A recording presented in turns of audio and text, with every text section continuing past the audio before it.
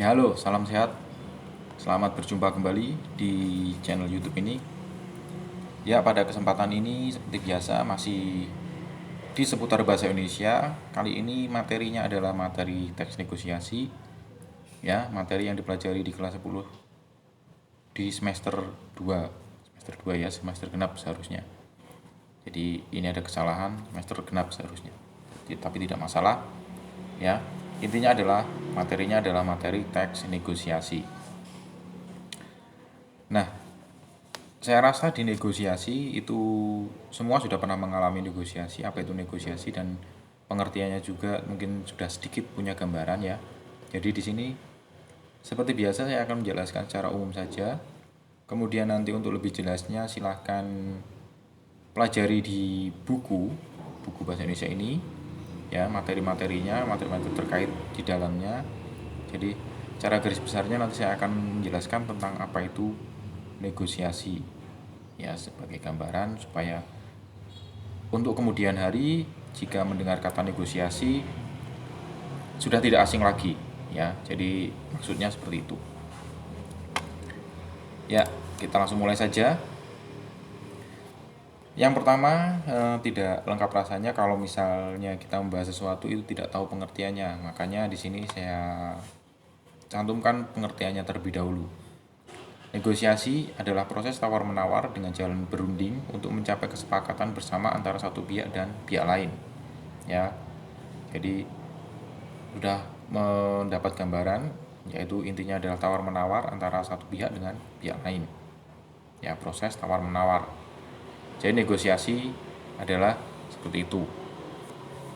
Ya, proses tawar-menawar. Nah, kemudian pengertian kedua, teks negosiasi adalah bentuk interaksi sosial yang berfungsi untuk mencapai kesepakatan ya. Untuk mencapai kesepakatan antara pihak-pihak yang memiliki kepentingan berbeda. Jadi ada entah dua pihak, entah tiga pihak. Ya. Intinya untuk mencapai kesepakatan. Kalau semuanya sudah sepakat, berarti proses negosiasi selesai, berhasil ya. Jadi seperti itu. Nah, berikutnya mungkin bertanya-tanya, kenapa sih harus ada negosiasi? Ya. Jadi di sini saya akan menjelaskan tentang tujuan negosiasi. Ya, tujuan negosiasi. Nah, tujuannya secara umum ada 3 hal. Yang pertama, untuk menyatukan perbedaan pendapat dari orang-orang yang memiliki kepentingan berbeda. Ya, dari pengertiannya tadi sudah bisa ditarik kesimpulan tentang tujuannya. Jadi untuk menyatukan perbedaan pendapat. Tadi kan sudah ada beberapa, misalnya ada beberapa orang ditemukan di situ, kemudian mempunyai kepentingan yang berbeda semua, ya, memiliki kepentingan yang berbeda semua. Kemudian disitulah proses negosiasi terjadi. Karena walaupun memiliki kepentingan berbeda, biasanya mereka memiliki satu tujuan yang sebenarnya saling bisa digunakan untuk saling melengkapi. Ya. Jadi seperti itu. Dan negosiasi itu bisa dilakukan oleh semua orang sebenarnya. Nah, kemudian untuk mendapatkan penyelesaian atau jalan keluar dari masalah yang dihadapi ya, atau ya. Untuk mendapatkan penyelesaian atau jalan keluar dari masalah yang dihadapi. Itu tujuan negosiasi. Supaya tidak ada keributan, supaya tidak ada bentrok. Makanya perlu adanya negosiasi. Kemudian tujuan yang ketiga, untuk mendapatkan atau mencapai kesamaan persepsi, pemahaman, dan persetujuan.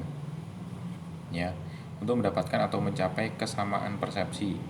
Jadi sama-sama pandangannya itu sama, persepsinya sama. Oh iya, berarti saya harus melakukan ini untuk tujuan yang sama. Kemudian untuk paham dengan maksud dan tujuannya, kenapa saya harus bernegosiasi dengan lawan saya. Ya. Kemudian mendapatkan persetujuan. Jadi antara pihak satu dengan pihak lainnya itu sama-sama setuju.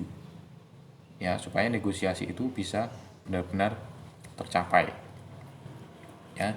Jadi itu untuk tujuannya. Kemudian struktur dari teks negosiasi. Ya.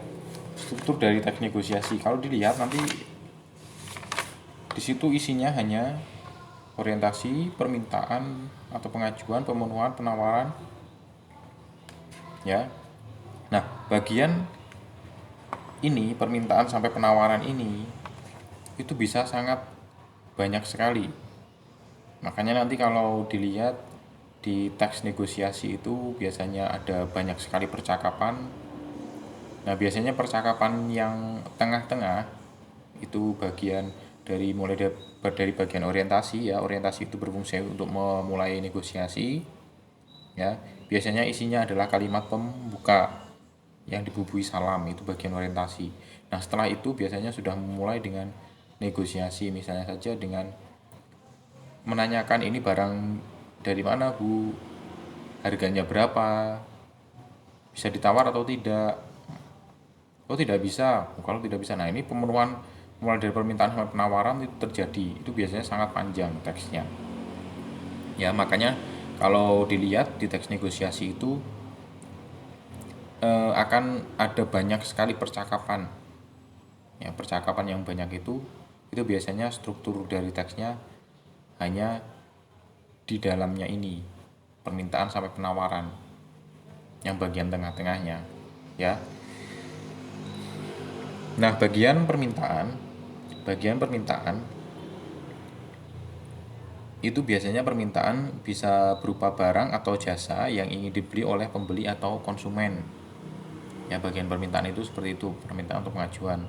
Kemudian bagian pemenuhan itu biasanya pemenuhan hal barang atau jasa yang dari pemberi jasa atau penjual, ya. Pemenuhan dari penjual atau pemberi jasanya, ya. Kemudian yang diminta oleh pembeli atau konsumen. Jadi pemenuhan itu berkaitan dengan ini. Misalnya ada barang seperti ini. Oh, ada. Oh, pemenuhannya sudah terjawab. Nah, tinggal penawaran. Di sini kan biasanya ada permintaan, kemudian pemenuhan itu biasanya membeberkan tentang barangnya, jasanya, kemudian harganya. Kemudian penawaran. Penawaran itu kalau di negosiasi merupakan puncak dari negosiasi. Di sini terjadi tawar-menawar. Ya. Oh, kalau misalnya hanya menggunakan jasa dua jasa saja bagaimana? Apakah harganya masih bisa kurang? Misalnya seperti itu. Ya. Jadi mencoba untuk menawar supaya harganya sama-sama setuju. Nah, setelah proses tawar-menawar yang panjang dari sini sampai sini tadi, permintaan dari pembeli, permintaan dari pembeli, kemudian ada penawaran lagi dari pembeli, permintaan dari pembeli, pemenuhan dari penjual, kemudian penawaran dari pembeli, kemudian lagi ada pengajuan lagi dari penjualnya, penawaran lagi dan seterusnya, begitu bolak-balik di sini baru persetujuan. Ya, setelah mencapai kesepakatan, itu persetujuan itu keputusan antara dua belah pihak atas penawaran yang sudah dilakukan. Ya, jadi sama-sama setuju atas penawaran yang dilakukan. Setelah setuju ya sudah, berarti pembelian ini biasanya sudah transaksi, proses transaksinya ya entah dengan DP, entah dengan pembayaran lunas dan seterusnya ya. Jadi atau bisa juga ya, persetujuan itu maksudnya adalah memutuskan untuk jadi beli atau tidak, jadi ambil jasanya atau tidak. Kalau tidak ya sudah, berarti selesai. Berarti kalau tidak di sini ya, di proses pembelian tidak akan terjadi proses transaksinya, transaksi pembayaran. Kemudian penutup. Penutup ini walaupun tidak jadi, ya tetap penutup harus ada. Ya, penutup itu biasanya berisi salam penutup. Ya sudah, mohon maaf, saya tidak jadi menggunakan jasa Anda, saya akan mencari jasa lain. Terima kasih atas penjelasannya. Semoga kita berjodoh di lain waktu. Nah, misalnya seperti itu penutupnya. Jadi harus ada penutupnya, nggak tiba-tiba langsung pergi di pembelian, di persetujuan. Oh ya sudah, saya tidak jadi menggunakan jasa Anda. langsung pergi, tidak bisa ya, itu tidak sopan ya. Jadi seperti itu harus diperhatikan saat bernegosiasi. Begitu juga hanya di warung kelontong misalnya ya, misalnya saja hanya di warung kecil, tawar menawar antara pembeli dan penjual, membeli sayuran misalnya, membeli sayuran dan buah-buahan ya, sama, harus diawali dengan pembuka dan juga diakhiri penutup, dan prosesnya di tengah-tengahnya harus melalui ini, tidak bisa tiba-tiba pergi, itu tidak sopan ya. Jadi seperti itu maksudnya. Nah, berikutnya ada juga negosiasi yang melalui surat penawaran.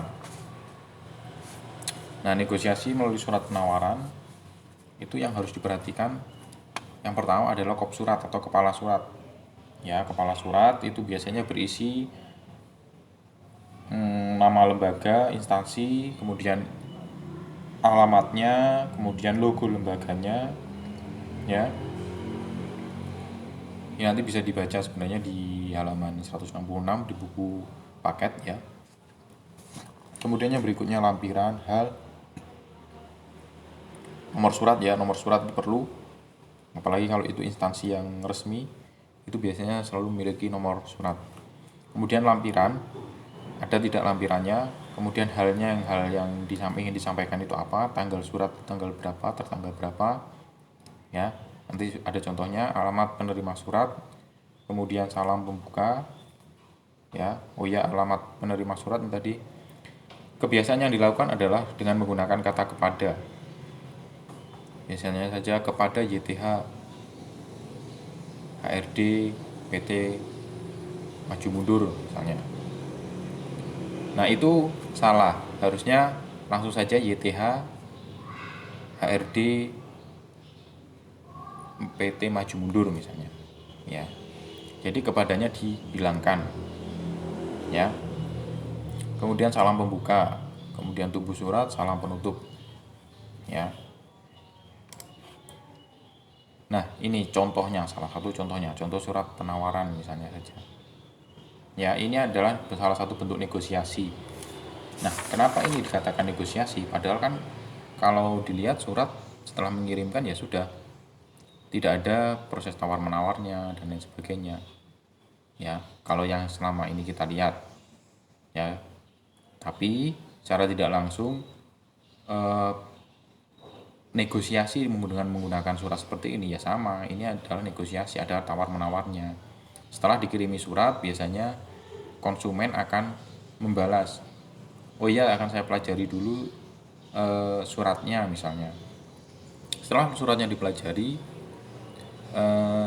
pasti nanti akan ada balasan lagi. Oh iya, misalnya saja di sini ini tentang Pacidan, es krim dan bakery ya. Ini minta kerjasama dengan IO. Ya. Jadi di sini ada, dia menyatakan ada harga khusus selama masa promosi. Jadi di bulan April sampai Mei. Misalnya saja itu kan surat ini masuknya Maret. Tapi ternyata acaranya dilakukan pada April misalnya saja, mendekati April. Ini masih awal Maret, akhir Maret misalnya. Surat itu dikirimkan di awal Maret, kemudian di akhir Maret acara di perusahaan yang dikirimkan oleh ini ya, pihak es krim ini. Kemudian pasti nanti perusahaannya meminta, bagaimana kalau acaranya akhir Maret, apakah promosi sudah bisa kami ambil, misalnya seperti itu. Di situ ada proses tawar menawar akhirnya ya. Jadi dengan surat seperti ini pun sudah ada proses tawar menawar ya. Jadi maksudnya seperti itu. Ini contohnya, bisa dilihat juga, bisa dicari juga di internet nanti. Silahkan cari di Google, itu banyak contohnya. negosiasi dengan menggunakan surat itu seperti apa, itu ada, pasti ada. Ya, silahkan dicari sendiri. Nah, kemudian yang berikutnya adalah ciri kebahasaan dari teks negosiasi. Yang pertama, ciri kebahasaannya adalah menggunakan bahasa yang santun, jelas, harus itu. Anda bernegosiasi, kamu bernegosiasi kalau bahasanya tidak menggunakan bahasa yang santun, pasti akan merusak suasana. Ya, akan merusak suasana. Makanya bahasa yang santun itu sangat perlu. Kemudian yang kedua, ciri kebahasaan yang kedua itu terdapat ungkapan persuasif. Ungkapan persuasif itu maksudnya adalah ungkapan dengan cara membujuk. Ya, berusaha untuk membujuk lawan bicaramu, lawan negosiasimu untuk mau membeli produkmu, mau untuk menggunakan jasamu. Ya. Kemudian ciri yang berikutnya adalah berisi pasangan tuturan. Ya, pasangan tuturan maksudnya adalah tadi ada lawan bicaranya. Nggak mungkin negosiasi itu kamu negosiasi sendiri. Nanti bisa-bisa dikatakan orang gila. Ya, makanya harus ada pasangan tuturannya. Harus ada lawan bicaranya. Kemudian ciri kebahasaan yang berikutnya adalah keputusan atau kesepakatan yang dihasilkan tidak merugikan kedua belah pihak. Jelas ya, namanya sama-sama setuju, tidak ada kerugian yang dialami. Kemudian bersifat memerintah dan memenuhi perintah. Ya, satunya memerintah, satunya memenuhi perintah. Ya, jadi itu materi kita tentang negosiasi. Jika belum jelas silahkan bertanya di kolom komentar. Dan jangan lupa untuk absen. Ya, silahkan dibagikan video ini ke teman-teman yang lain, mungkin yang bersekolah di sekolah lain, jika dirasa berguna, supaya berbagi ilmu itu baik. Ya, jadi itu saja penjelasan tentang negosiasi. Silahkan dipelajari lebih lanjut, cari sumber dari sumber lain supaya menambah wawasan Anda. Ya, jangan lupa kita masih di masa pandemi, selalu pakai masker. Ya.